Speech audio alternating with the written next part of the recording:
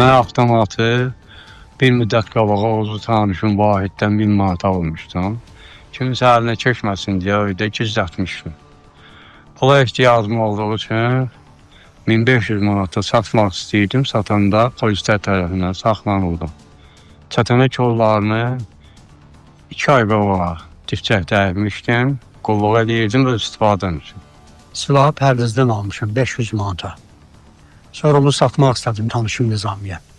Getdim, bastırdığım yerdən qazdım, çıxartdım, gətirdim, 1000 manata satdım Nizamiyə. Silahla əlavə 2000 patron, bir ov tüfəngi sənədsiz.